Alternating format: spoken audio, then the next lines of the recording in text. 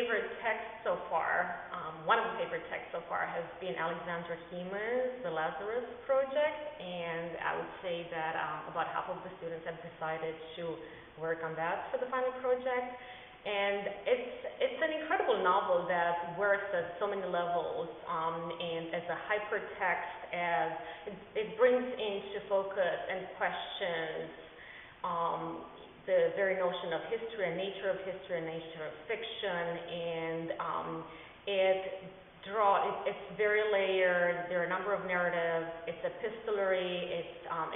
It also contains a photo narrative that runs counter to the main narrative in the book, and it's about a recent immigrant, a displaced immigrant, return to the homeland to do research, or what he thinks is as research into the life of an early century immigrant who was murdered in Chicago. But of course, it becomes a journey of self-discovery, and I think the postmodern aspects of the novel were particularly attractive to students who found various points of entry into the writing, into the novel.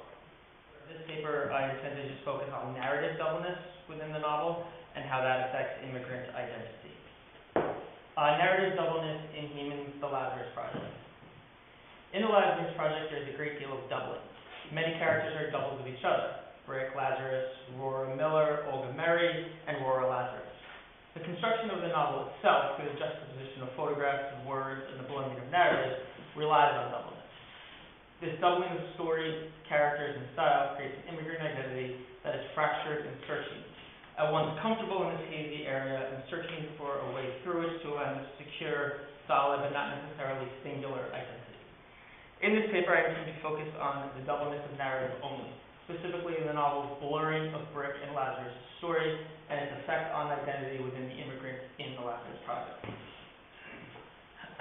The Lazarus Project's very conscious aesthetic construction blurs the line between stories, creating two narratives that depend on each other while also creating an unsecure identity where the immigrant belongs nowhere.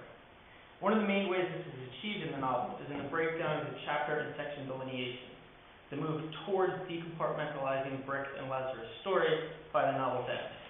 Brick and Lazarus' story mirror each other throughout the novel, so much so that they seem to merge.